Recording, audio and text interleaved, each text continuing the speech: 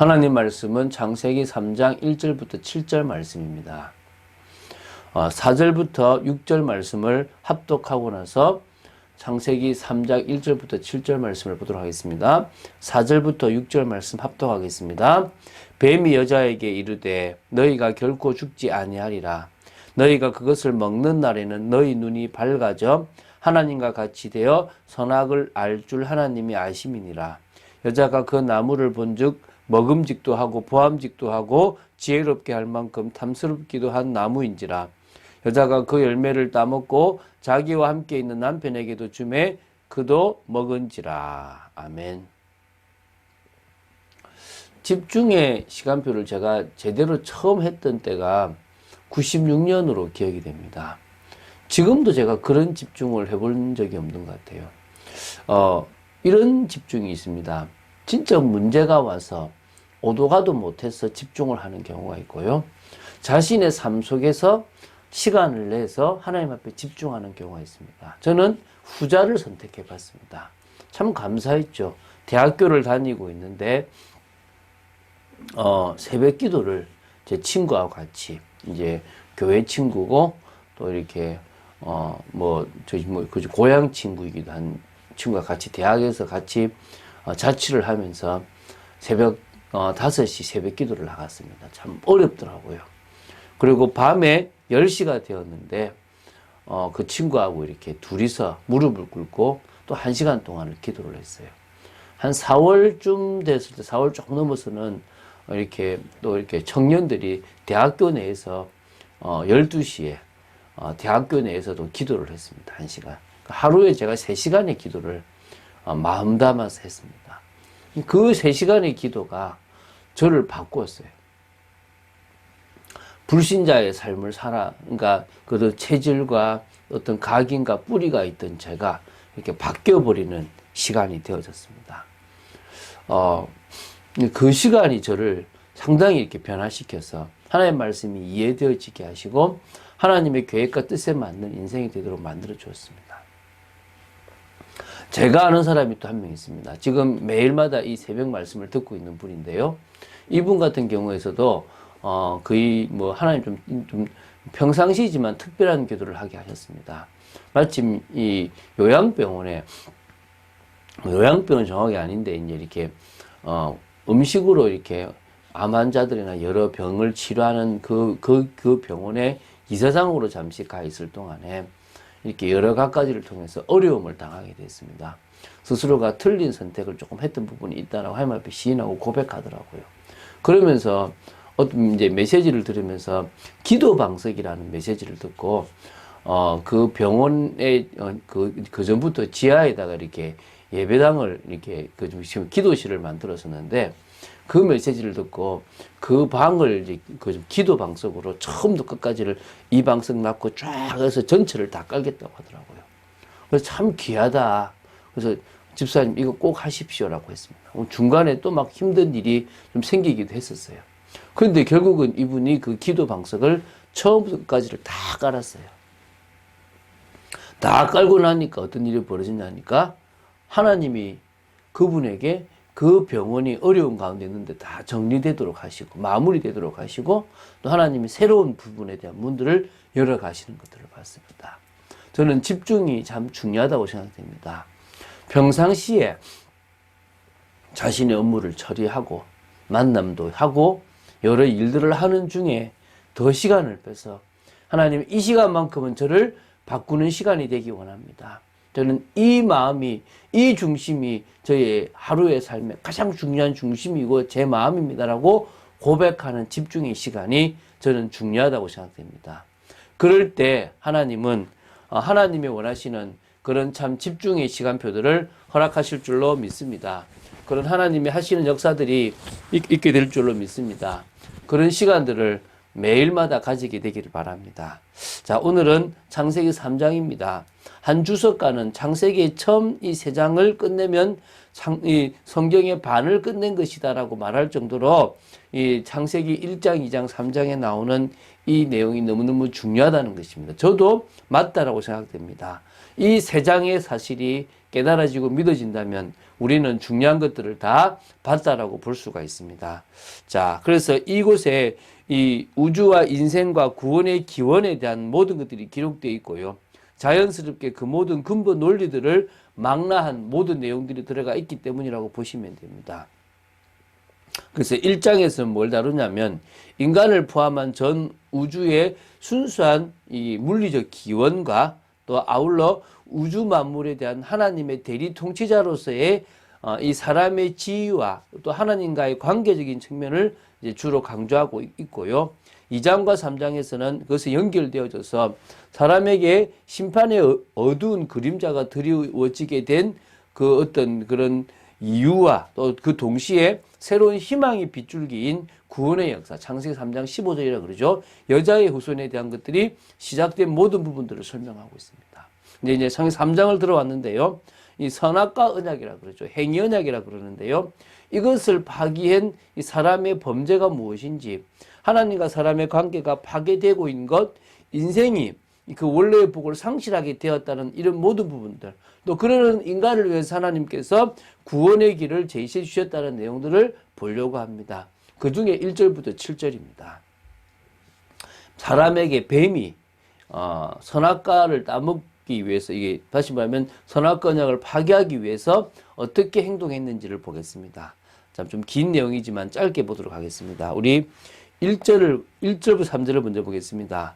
자, 사람이 하나님이 주신 이 행위 언약, 선악과 언약을 어기는 과정을 지금 상징적으로 설명해 놨다고 보시면 되겠는데요. 이 사람은 여호와 하나님으로부터 창세기 2장 그 17절에 선악을 알게 하는 나무의 열매를 먹지 말라, 먹는 날에는 반드시 죽을 것이다 라는 말씀을 받았습니다. 이것은 하나님 주신 복을 통해서 대리 통치자로서의 사명을 감당할 수 있는 기본이고, 그 언약을 성취했을 때 생명나무를 통하여 하나님의 영원한 복, 또 영화의 축복을 누릴 수 있는 어떤 어찌 보면은 사실적인 조건이라고 보시면 됩니다. 그래서 이것을 지금 어겼다라고 보시면 됩니다. 여기서 지금 뱀이 등장합니다. 계시록 12장 9절에 보면 큰 용, 옛뱀이라고 하고 마귀라고도 하고 사단이라고도 합니다. 그러니까 다시 말하면 뱀의 모습을 하고 있었지만 옛뱀, 용이라고 하고 뭡니까? 사탄, 마귀, 하나님을 대적했다라고 얘기합니다. 그러니까 가장 강교한데요.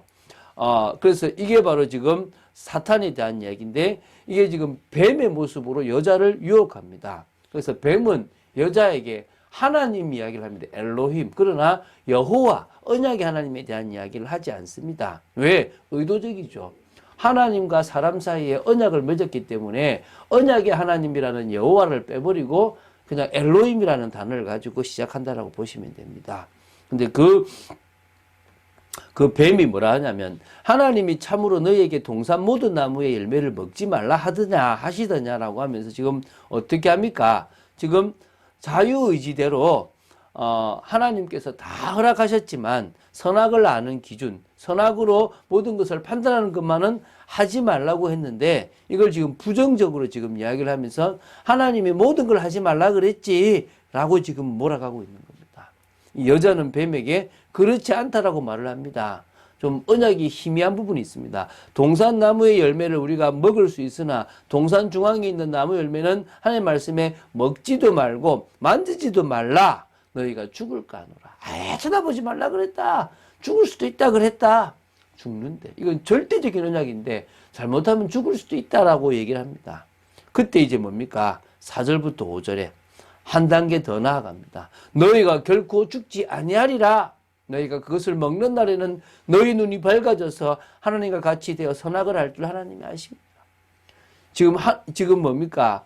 먹어도 안 죽는다라는 얘기뿐만 아니라 너가 먹는다면 하나님과 같은 수준이 되는 거야. 너가 하나님과 같은 수준으로서 살아갈 수 있는 거야.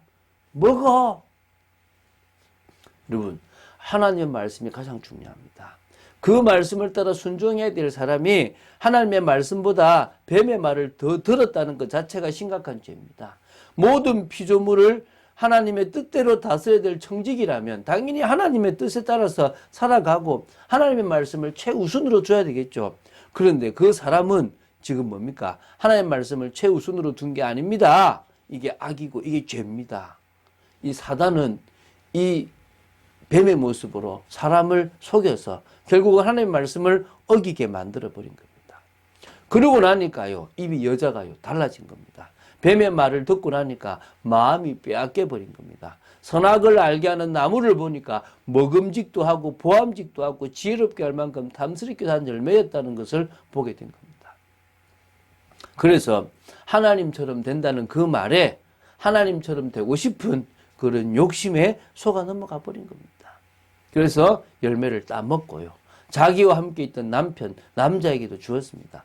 그럼 아담도 먹었다는 거 아닙니까? 그렇죠?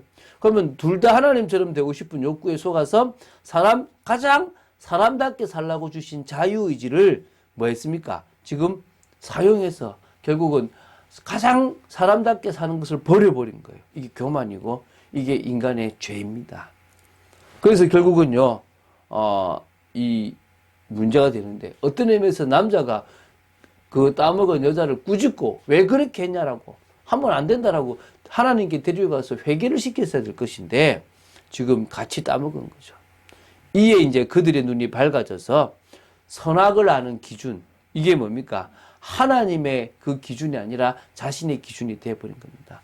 하나님의 기준에 있을 때는요, 자신들의 불의가 드러나지 않으니까 수치를 몰랐는데 자신의 선악의 기준으로 하다 보니까 자신의 이 수치스러운 죄악이 드러나니까 수치가 드러났습니다. 결국은 그것 때문에 결국은 수치를 느끼고 무화과 나무 잎을 엮는 일시적으로 종교적인 행위를 할 수밖에 없는 그런 안타까운 모습으로 들어가 버렸습니다. 그래서 최초의 종교는 뭐냐면 인간이 자신의 수치를 가리기 위해서 무화과 나무 잎을 엮어서 자신의 몸의 부끄러운 부분을 가린 겁니다.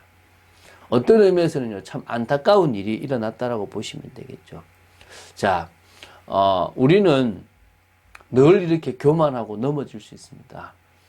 솔로몬 역시 그렇게 하나님 앞에 겸손하게 하나님의 지혜를 간구했던 그가 결국은 풍요로움에 취하고 내가 뭔가를 했다라고 드러내고 싶은 그것 때문에 결국은 속아서 이 우상을 숭배하고 사랑하면 안 되는 이방 여인들을 사랑하고 우상을 숭배하고 결국은 타락하는 일들이 벌어졌습니다.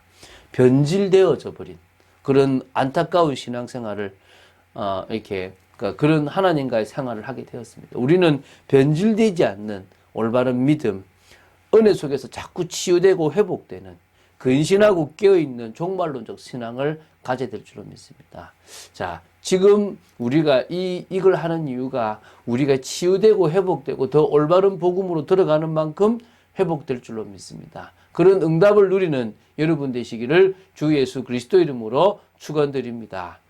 기도하겠습니다. 주는 그리스도시요 살아계신 하나님의 아들이심을 고백합니다. 믿음으로 나아가기 원합니다. 말씀 붙잡고 나아가기 원합니다. 아버지 하나님의 뜻을 이루는 귀한 삶으로 나아갑니다. 저희들만큼은 하나님의 말씀을 기준으로 삼고 절대적인 아버지 하나님 기준으로 삼고 나아가기를 간절히 소원하며 이제 저희들은 정말 하나님의 원하시는 믿음을 선택하며 변질되지 않는 그런 축복을 누리기를 간절히 소원합니다. 지켜주시고 역사하여 주시옵소서. 감사드립니다. 주 예수 그리스도 이름으로 기도드립니다. 아멘.